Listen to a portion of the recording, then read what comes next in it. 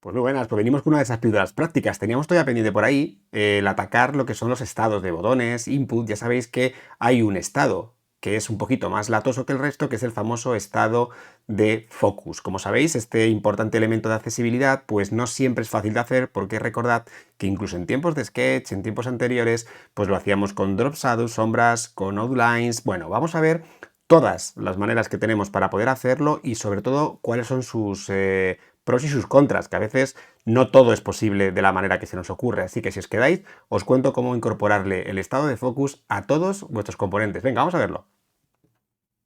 Venga, pues como todos sabéis, el estado de focus es esa marca que tenemos en algunos de nuestros componentes cuando queremos pues que cuando una persona interactúa, sobre todo con el teclado o con algún software de accesibilidad, pues que permita saber en qué momento, en qué parte de la web o en qué punto estamos de lo que es la interacción con nuestra web o con nuestro móvil o lo que estemos haciendo, ¿no? Con nuestra aplicación. Entonces, que sepáis que pueden tener diferentes diseños.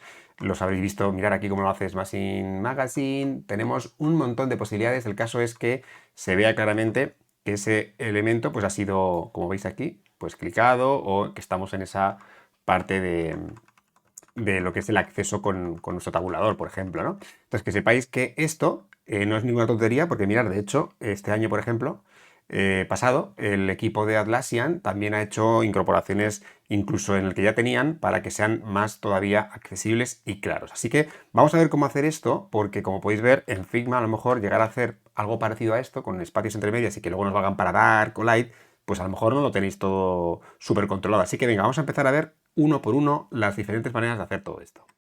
Venga, pues vamos con el truco más habitual que hemos usado hasta ahora, ¿no? Antes de que llegáramos a Figma, sobre todo en Sketch y demás, que era usar sombras. Recordad que una de las peculiaridades de hacer el focus es que no puede crecer de tamaño. Quiero decir que tiene que ser un espacio alrededor, es decir, no podemos aumentar ni el ancho ni el alto de ese elemento. Así que, como podéis ver aquí, ¿cómo está hecho? Pues en este caso con el concepto de drop shadow, que veis aquí debajo, al que le ponemos valores, como veis, 0 en el eje X, 0 en el eje Y, blur 0, y es con el spread con el que trabajamos precisamente ese valor de grosor. Es decir, que como podéis ver aquí, si lo quiero aumentar es ese outline, como llamaría en desarrollo, o box shadow alrededor, pues lo hacemos con ese valor.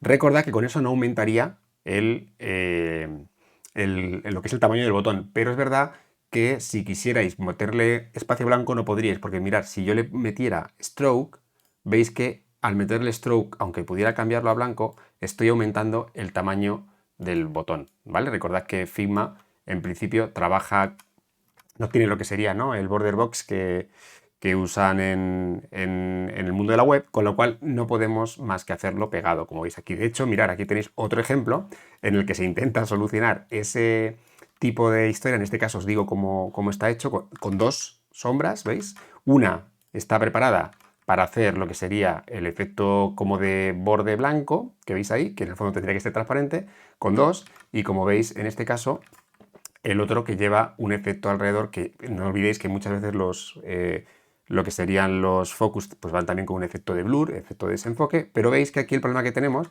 es que cuando nos fuéramos a Dark, si vuestra intención era que esa zona fuera transparente, pues no podemos hacerlo, ¿vale? No olvidéis que no se le puede poner esa parte transparente. De hecho, fijaos, alguien dice, ¿cómo que no? Bájale la opacidad. No, mirad, si le bajamos la opacidad, como veis aquí, perdona, este elemento, que era el color blanco, si os fijáis, ¿vale? No podemos hacerlo transparente nunca. Entonces, que sepáis que ese sería uno de los inconvenientes, además de que tenéis que tener activo el clip content. Quiere decir que si le dais aquí y no tenéis el clip content puesto de Figma, pues no veis alrededor lo que le pasa. Así que, como veis, esa sería una de las soluciones, una de las clásicas, pero no funciona si el clip content no está activo. Así que esa sería una de las pegas que tendríais. Pero bueno, funcional podría ser. Bueno, vamos con la segunda. Seguro que muchos usáis bordes outline. Recordad que no son muy habituales en el mundo del diseño, por lo menos digital, pero que sepáis que están. No olvidéis que en Figma tenemos la opción de poder hacer bordes, y que esos bordes, en lugar de ser inside, que es lo más habitual, podemos decirle que sean outside. ¿Qué significa? Que nos mantiene el tamaño del objeto y alrededor pues podemos aumentar el grosor que necesitemos para ese focus. Recordad que en este caso tampoco tendríamos la posibilidad de lo que hacíamos antes del espacio blanco, ¿no? Alrededor. Que por ese espacio blanco lo que hace es potenciar un poquito más el contraste para que sea más fácil, ¿no? de reconocer. Así que como veis, posible, obviamente, también usar los strokes outside, pero igualmente con esa parte defectuosa de no poder utilizar espacios alrededor. Así que vamos a por la siguiente. Bueno, pues vamos con la más habitual, con la más profesional de todas las que tenemos, la que vino cuando Figma incorporó el concepto de posición absoluta. Recordad que cuando usamos Auto Layout tenemos una opción que no es que la tengamos que usar para mucho, pero es verdad que para este caso pues es ideal. No olvidéis que se podría hacer esta nueva versión que voy a hacer ahora con rectángulos, con otro Auto Layout dentro e incluso con un frame dentro. Yo voy a utilizar la más sencilla, pero son exactamente iguales, solo cambia el elemento que usamos para hacer ese focus. Así que como podéis ver, mirad, tengo aquí el botón normal, lo voy a poner muy grandecito y sabéis que esto es un auto layout. No olvidéis que el 100% de los botones, si queréis que sean flexibles, los hacemos con auto layout, ¿vale? Hasta ahí todo el mundo llega, es decir, que esto que veis aquí es un elemento flexible hecho gracias a un auto layout. Y aquí viene el momento importante. Si yo introduzco esto que veis aquí, es un rectángulo al que lo que he hecho es ponerle borde y quitarle el concepto de relleno. Es decir, que si le pongo relleno, pues es un rectángulo normal hecho con la herramienta de rectángulo, pero en este caso, como queremos que sea transparente, pues lo quitamos. Lo podríais trazar perfectamente con Outline Stroke, lo que queráis.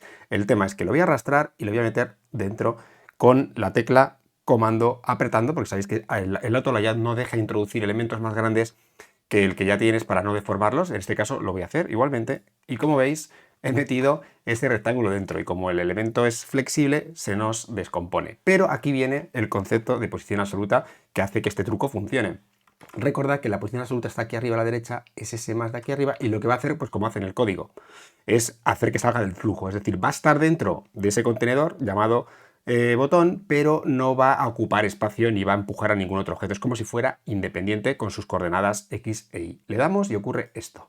Como veis, parece que se ha descompuesto otra vez, pero no. Está dentro, porque veis que se mueve conmigo, pero yo lo puedo mover donde necesite y quiera. Así que ahora lo coloco en su sitio adecuado para que me ajuste. De hecho, veis que esto lo que tiene de ventaja es que yo lo puedo hacer tan grande y tan separado como yo necesite de mi objeto, ¿vale? Esto es lo único que tenéis que calcularlo aquí. Por tanto, no olvidéis que en Figma, si vais a querer calcular esto al milímetro, tenéis la opción aquí arriba en el zoom de hacer snap to pixel grid y quitárselo, ¿eh? Quiere decir, si queréis ajustar para que esto quede exactamente en los píxeles que necesitéis, ¿vale? Pero yo lo he hecho así, más o menos bien, y ahora, cuidado, no hemos terminado, porque mirad, si esto hago flexible, no, aquí faltaría el truco final, que vamos a ver cuál es, que es marcamos ese ring, ese aro, y lo que vamos a hacer es decirle que las constraints no sean left normales y top tampoco, sino que sean flexibles. Recordad que Figma tiene lo que se llaman constraints left and right,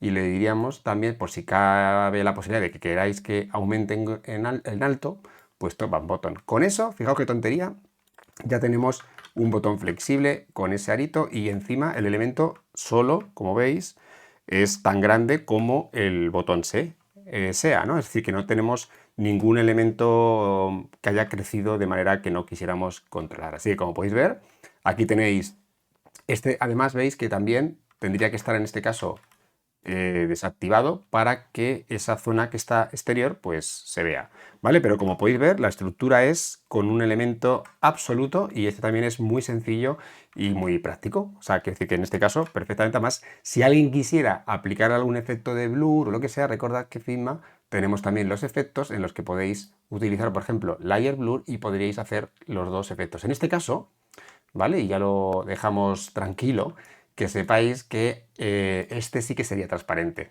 ¿vale? Es decir, que si esto le pusiéramos, como voy a hacer yo ahora, un frame dark con algún color más oscuro, como veis, en este caso no tendríamos problema para tener que detectar en qué fondo estamos trabajando. Así que este, como veis, ya es más práctico y por esto voy a repetir, ¿eh? Y cierro aquí con esta versión. No tenéis por qué usar rectángulos, podrían ser también auto layout, en posición absoluta, cualquier cosa le pongáis nos va a funcionar.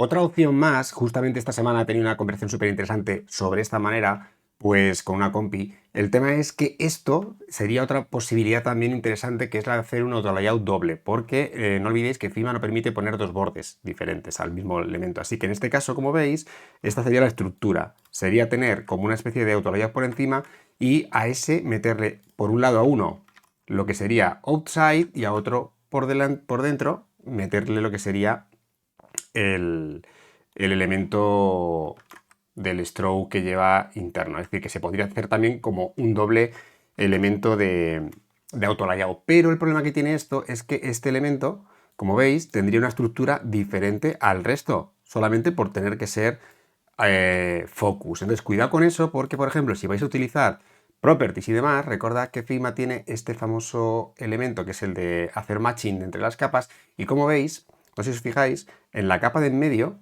esta de aquí, como lleva el focus y la estructura no es igual, no es capaz de seleccionar ese elemento, con lo cual si lo tuvierais que mover, ese elemento quedaría fuera de la selección. Entonces cuidado, porque si lo que vais a querer después es tener esa capacidad de movimiento, esta opción pues yo la descartaría, ¿vale? Así que cuidado con introducir dentro de los componentes alguna estructura diferente. Sabéis que Figma es muy meticulosa con los nombres, con este tipo de cosas. Así que cuidado con, digamos, alterar la estructura interna con ese focus, porque podría dejar de funcionar correctamente. Así que esta, no digo que no funcione, pero cuidado, porque si vais a trabajar con algún elemento extra puede que os dé algún problemilla. Bueno, y para terminar, mi recomendación un poco para frikis, que es la de poder tener un componente que además no tenemos por qué compartir en la librería, que lleva diferentes focus y que nos va a permitir pues alternarlos en los diferentes inputs que tengáis, ¿no? Ya sean botones o sean inputs de tipo pues texto o password, lo que sea, o también checkboxes, toggles y demás, ¿vale? Que sepáis que esta opción sería tan sencilla como hacer lo que sería una variante con estos elementos. Veis que además podemos utilizar pues dash, border radius, y ahora lo que haríamos sería meterlo en nuestros componentes. ¿Qué tendríamos de ventaja con esto? Pues que podríamos cambiarlos. De hecho, fijaos, yo podría decirle a este elemento que tuviera cualquiera de estos cuatro. Ahora hago uno rápido, pero para que veáis sería tan sencillo como, no olvidéis que encima tenemos la posibilidad también de, cuando tenemos elementos anidados, decirles que se puedan tocar desde fuera, las famosas properties, y cuando le doy aquí y le digo, por favor, quiero que me reconozcas el focus ring que lleva dentro, con esto lo que vamos a hacer, como vais a ver ahora, es que voy a poder tener este elemento para alterarlo con cualquiera. ¿Veis? Puedo ponerle, este no tendría mucho sentido, pero puedo ponerle el 50% o el 50% dash, que como veis ahí, pues permitiría que el elemento fuera, pues eso, tener un control de los focus un poquito más concreto. De hecho, sería tan sencillo como esto. Mirar, cogeríamos cualquiera de los elementos, lo voy a hacer desactivado si queréis incluso del elemento, y es tan sencillo como hemos hecho los casos anteriores. Arrastraríamos este elemento, ¿vale? Veis que lo traemos, lo metemos dentro de nuestro elemento, como decimos antes, le hacemos posición absoluta, recordad que esa es la clave, posición absoluta, lo colocamos en su sitio, ¿vale? Vamos allá, ahí estamos, colocadito. No olvidéis que a este le ponemos también, ¿vale? Lo voy a hacer bien para que no me llaméis luego chapu. Le damos left and right, si queréis que también cambie en alto top and bottom, ya lo tenemos. Y ahora este elemento ya estaría preparado para albergar puertos. Recordad que lo ideal es que quizás el elemento posición absoluta esté encima, recordad el orden de capas en Figma, y ahora le dais y automáticamente el elemento es flexible, pero con la ventaja de que este elemento podemos hacerle que lleve, como tiene diferentes instancias dentro, pues que lleve diferentes ajustes. ¿Vale? ¿Veis? Tendríamos este y tendríamos este, en este caso de mi ejemplo, ¿vale? Que sepáis que esto puede que no tenga mucho sentido, pero lo que estamos haciendo es un focus ring pues múltiple, ¿no? Para poderlo trabajar en estos elementos. Y como os he dicho antes, si venís al componente una vez que ya lo habéis metido y le decís que haga las instancias anidadas, podéis decirle que automáticamente con esa opción tengamos estos elementos listos para poderlos aplicar cuando queramos, siempre que estemos un poco en el elemento que toque, ¿no? Que en este caso, ¿vale? Era el elemento de focus, y ahí veis que ya podríamos cambiar por cualquiera de los que tuviéramos, ¿vale? Así que, como veis, este sería un caso bastante interesante también en el que podéis utilizar los focus como si fueran, pues eso, componentes internos. No tiene por qué afectar de nada extraño y son muy útiles para que, como veis aquí, en este último caso, podamos jugar con ellos de una manera pues más flexible. ¿Vale? Ahí lo veis. Altera cualquiera de ellos. Vale, bueno, pues aquí habéis visto un poco. Este es el resumencillo de las maneras que se me ocurren que pueden ser útiles para hacer focus, así que ya no tenéis excusa. Pues nada, pues ya habéis visto cómo se hacen estos estados de focus. La verdad es que entretenidos, son un rato. Y bueno, pues ahora a probarlos, a jugar con ellos y a ver si con alguna de las actualizaciones próximas de Figma, pues tenemos la posibilidad también de incorporar todo esto, pues a lo mejor a nuestras variables, ¿no? Y ese tipo de cosas. Así que, venga, a probarlo y nos vemos en la siguiente. Chao.